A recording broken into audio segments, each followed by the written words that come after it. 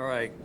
Good morning. I'll give you the injury updates here and then open it up to your questions. So TB, Max Harrison, and DeMar will all be ruled out for the game. DeMar will practice in a limited fashion today, but will not play in the game. Ty will work out today. We'll take a good look at him, Ty Johnson that is, and see where he's at as it relates to his status for the game. So we won't know until we get through that process. Prater, Josh Palmer will not practice, both listed as questionable. And then Shaq will be limited. Shaq Thompson will be limited and listed as questionable as well. So with that, I'll open up to your questions.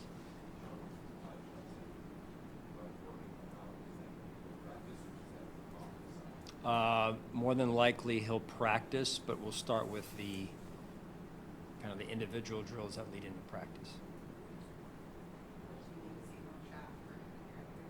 He should be good. He's dealing with some bumps and bruises and a little bit of a neck that he's been dealing with for the last couple of weeks. So nothing really of a setback, just managing his practice today.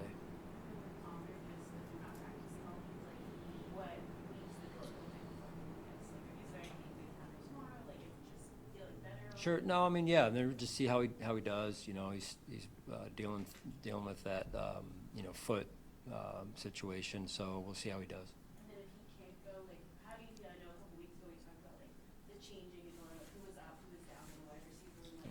How confident are you in that group if he can't go?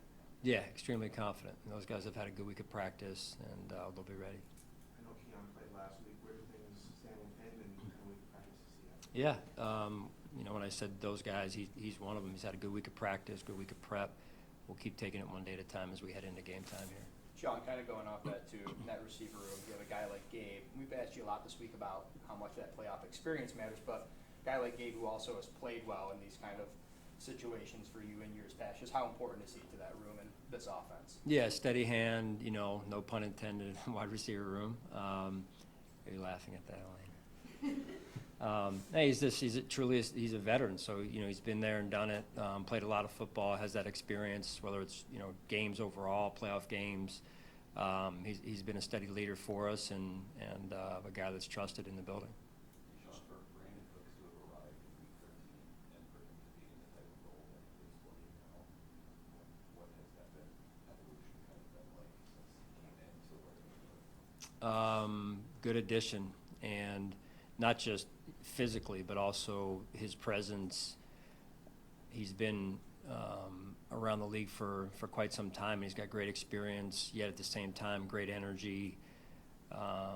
For a player, to your point, Joe, of not being here all that long, he has a certain level of leadership that he brings to the table because of his presence and the way he approaches every day at practice and every day in our building here. So he's been a good addition. Sorry, one more time. I was just going to say, is Dalton Kincaid going to have any sort of designation? Don't believe so. We'll see how today goes. Coach, how has the journey in Mathis and very open with Joe B has been an impact for you in the interior? Yeah, both new to our team. Both have done a good job. Larry's more of the veteran, right, and compared to Phil in this case, although Phil's been in the league about 4 years, I believe, give or take 3 or 4 years. Was in Washington and then I think with the Jets, and so it's good to have them both here, and they both have helped us this year. So that's been good to see, and I think both of them are moving in the right direction here. Sean, I know your team has a lot of guys with playoff experience, but for the rookies who this may be their first playoff experience or other players who this may be their first playoff experience, what's been the message to them this week about what they're about to experience this week? Yeah, just consistency overall, right? Not making it too big, but at the same time, them understanding this is grown man football, and when you get from the regular preseason to regular season, it takes and kind of ratchets up a notch. In the same way, when you go from regular season to playoffs, it ratchets up another notch. So just them understanding that, and that their process has to be on point, so that they're not surprised by that come game time. And also, Mm-hmm. Not to put anything definitive on it, but should you advance, is the light being left on for him to practice next week? I would say potentially, but I don't want to commit to it yet. There's just a lot of things that need to happen between now and then. And to be honest with you, I'm not up to speed on all what those boxes are that need to get checked, but there's a number of them. So it's not out of the question. I think the best thing to say is we'll see. Sean, I was pulling the offensive line, but I was curious your perspective. Do you have a favorite James Cook run from the regular season? There was, I think, Cleveland, Carolina, two good runs that stand out. There's also some runs that he didn't take it to the house where he lowered his shoulder on somebody on the sideline, which I also appreciate. So some of those are my favorites, yeah. Coach, how much does playoff experience can be used to an advantage, especially in a situation like this? You know, the game's going to get decided where it's going to get decided, which is between the white lines. That's how it goes. So, you know, what's important for us is we have to get ourselves ready to play a good, sound football game against a really good football team at their place. And like I said the other day, they've had a near perfect the last 10 games, call it, give or take. So, you know, we've got our work cut out for us. Have you seen Matt Milano really get in a good spot over the last month, the further he's away from the injury? Yeah, for sure. Yeah, I mean, you're asking, so you probably noticed it. I've noticed it. I think his teammates have noticed it. He's playing really well and very confidently right now. How does that make a difference for your defense when he's playing at that level? Yeah, he's playing fast. He's flowing. He's physical. He's running around. That's the Matt Milano we all know and love. And usually when you're playing defense that way, it's infectious as well. Trevor's been a really dynamic runner. For you guys, specifically as a defensive unit, how do you feel like you've handled quarterbacks that can kind of do both this season? What has to go well for you to maybe keep that under wraps this weekend? Yeah, it's a challenge. It really is. I mean, it started really back early in their season as you go through the games, and you watch what he did and when they played Kansas City down there, and you know, Kansas City had the lead, and he scrambles around and makes some big throws and brings them back from behind to win it. And so that part of his game is definitely ratcheted up this year. And so, you know, it's a hard thing to manage. Anytime a quarterback's mobile, you got to handle the throws that they can make. He can make all the throws, and then you look at what he can do when the play breaks down. So it's going to be all hands on deck.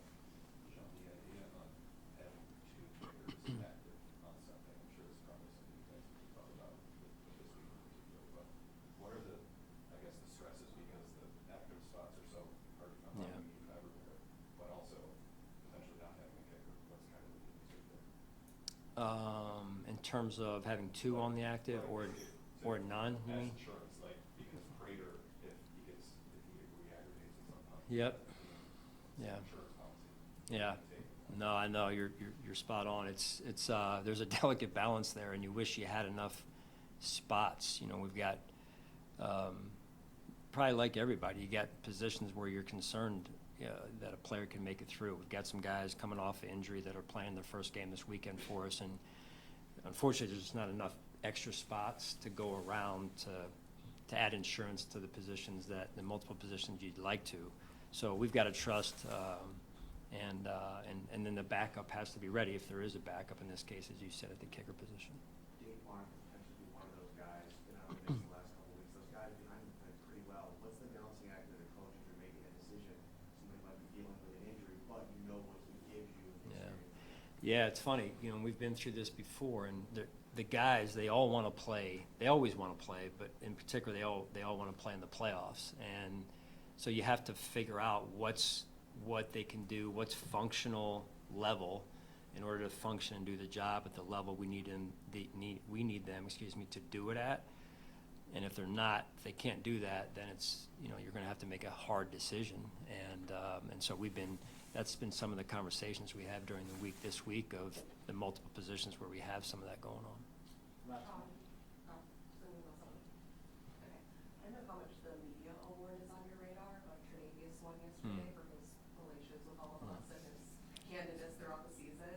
Just curious, like, on his demeanor since he's been back, how much do you see him kind of, I don't know, where is he right now just since he's come back and been to this university? Oh, that's I mean, it's life, right? You go through adversity in life, and he's definitely gone through adversity on the football field. And, you know, there is some, I'm sure, he would say it, dark days, and maybe he's alluded to that, you know, coming off of the knee, then the Achilles, and then he wasn't here, and now he's back. And even, you know, I think I noticed some of those dark days, not I think I know, and the adversity that comes up in people's lives after the knee, and then shortly after the Achilles, and then he was, you know, not here and played for the Rams and then Baltimore, and then he came back and was still trying to get himself where he is now, quite honestly. And so, you know, you could just see him physically dealing with it, and the extra treatments, and the early, you know, up early, in here early, staying late to work on his body, and you could see the mental challenge it was to him as well, so, which is natural. And he's done a phenomenal job of working himself back to where he's been the last, call it 2 months now. And only a guy like that with that type of mental toughness and commitment can do that. You guys good? All right, thank you guys.